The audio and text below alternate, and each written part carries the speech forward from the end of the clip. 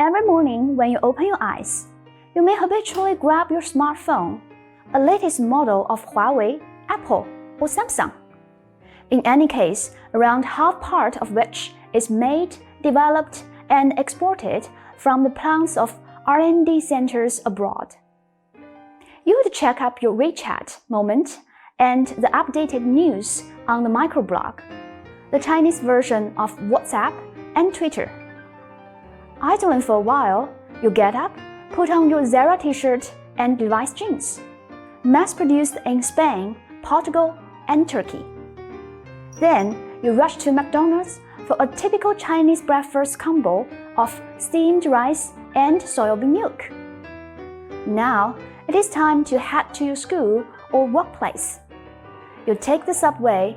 The internationally recognized made-in-China vehicle may at the same time be serving the passengers in Boston, Chicago, or Los Angeles.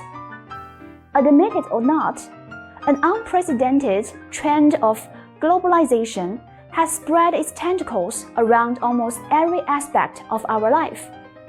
As a matter of fact, this global exchange of commodity and information is not something new.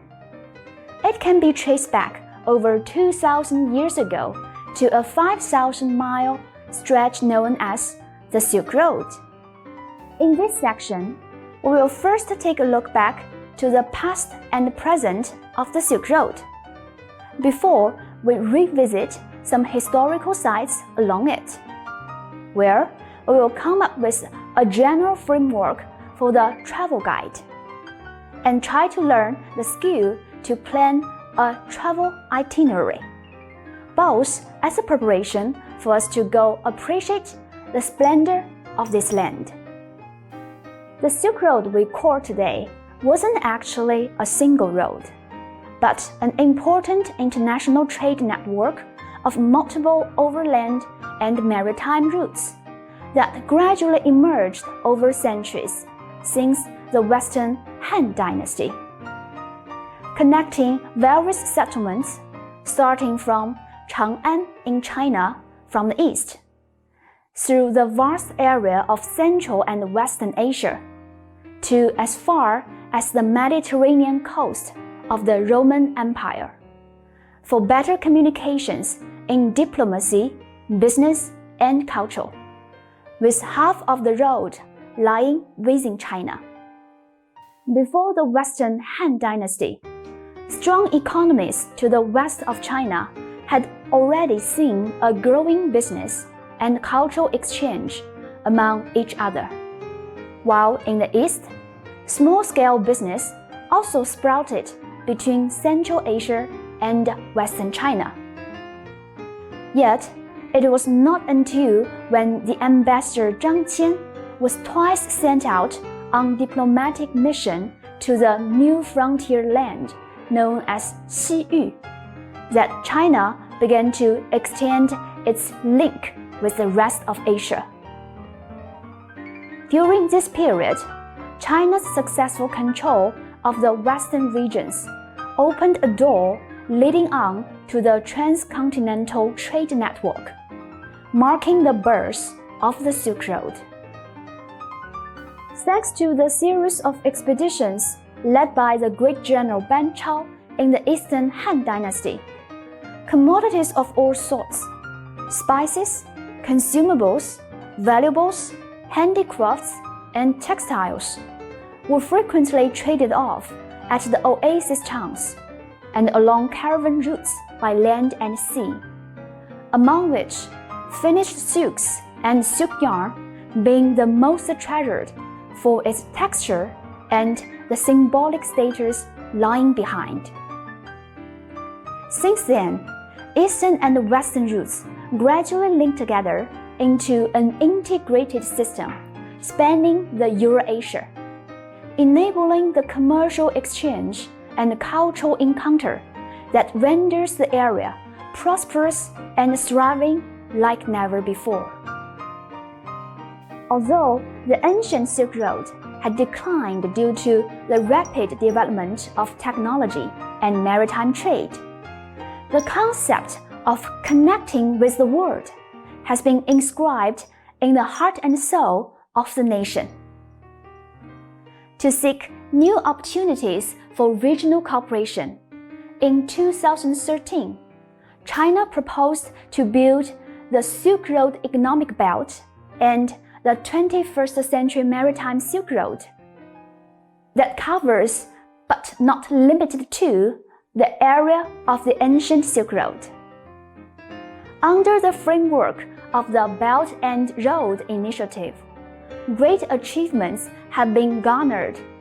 Cities and countries along the Silk Road routes rejuvenated, and a great many cultural and natural attractions brought to the fore of the public attention.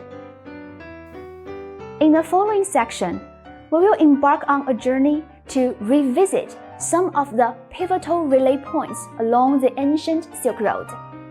They are Xi'an, the commonly held starting point of the Silk Road, and Dunhuang, the epitome of cultural integration. For this part, you are supposed to learn a pie framework that could be applied when introducing a place of interest and how to plan a travel itinerary.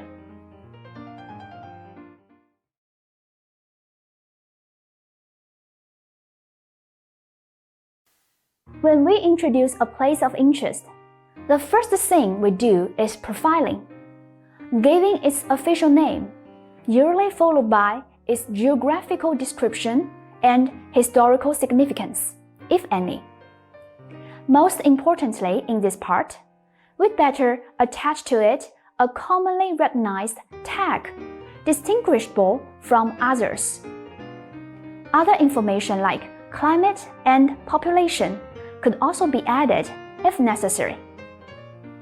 Next, we may go into details by illustrating the most impressive features. Thus, superlatives could be a wise choice in this part.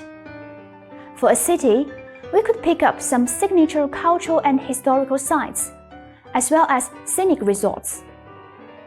Then, for individual tourist attraction, in addition to a general introduction of its nature, look, and fame, we could strike the audience with some keywords or important numbers to help sort out information. Also for this part, a legend or folklore would be the icing on the cake.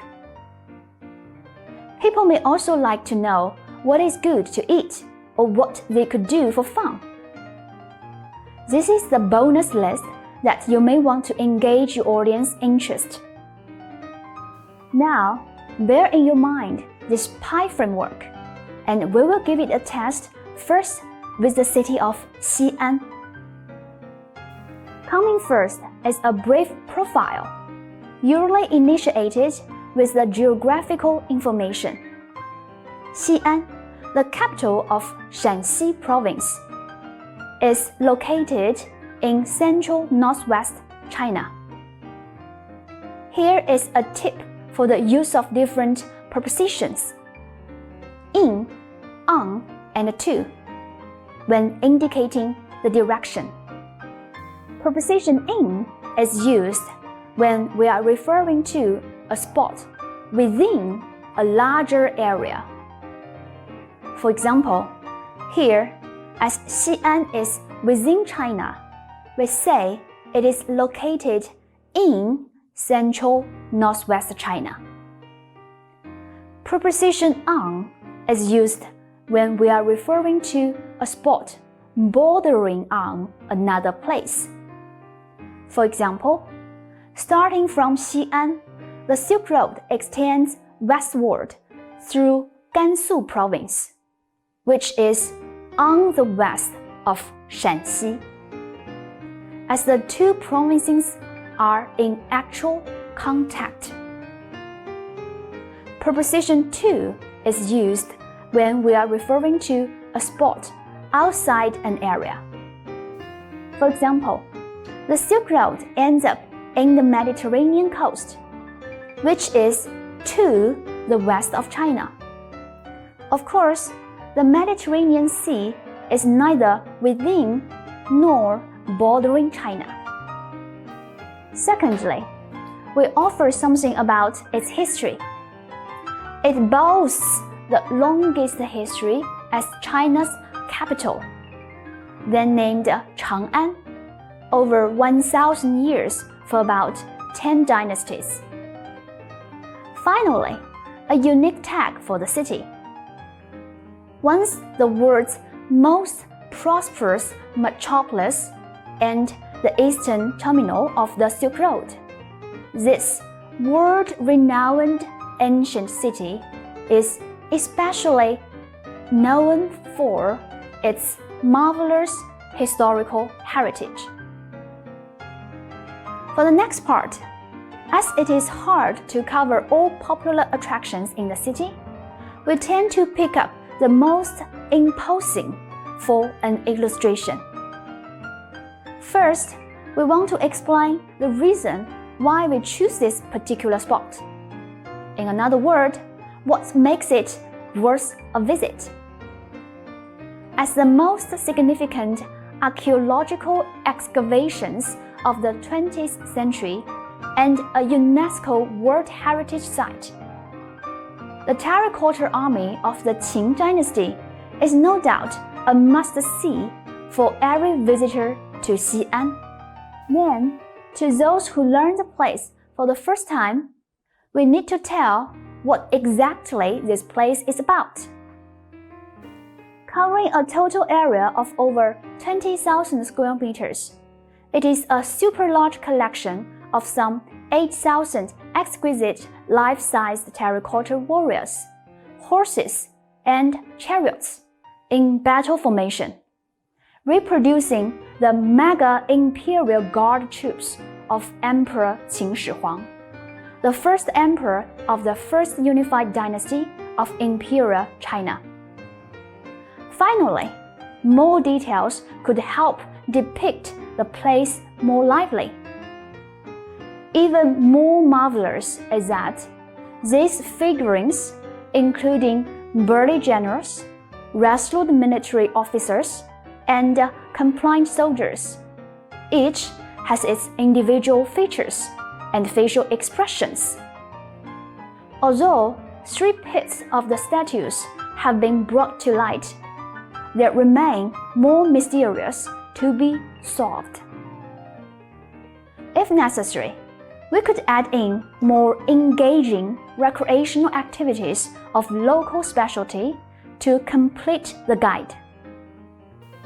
After your sightseeing tour, you would not miss the Muslim Quarter, also known as Huimingjie in Pinyin, the hub of the Muslim community in Xi'an. You may want to grab a bite of a dazzling array of hand-making Muslim food here, among which the most authentic being various noodles, crumbled flatbread in mutton stew, steamed bun stuffed with shredded beef and vegetables, as well as fresh mint like fruit pies. For your reference, here sums up the pie framework for you to follow. Of course, anything else intriguing could be brought in when giving a travel guide. Let's apply this framework to our next stop, Dunhuang, as a review of how it works. Dunhuang is situated near the common boundary of Gansu, Qinghai, and Xinjiang provinces in northwest China. It once served as an important access for China to reach its western neighbors on the Silk Road in ancient times. A flourishing trade center in the past, reputed for its bountiful cultural heritage, the city records the great changes of the country, just like a living history book. Most visitors come to Dunhuang for the world-renowned Mogao Caves, also known as the Thousand Buddha Caves, as it is commonly recognized as the most consummate shrine of Buddhist art in the world. Under the intermittent construction through nearly 1,000 years, it gradually reaches a grand scale of 735 caves, housing over 2,400 colored structures, as well as 45,000 square meter murals. Other findings include a massive volume of manuscripts, documents, and books written in different languages.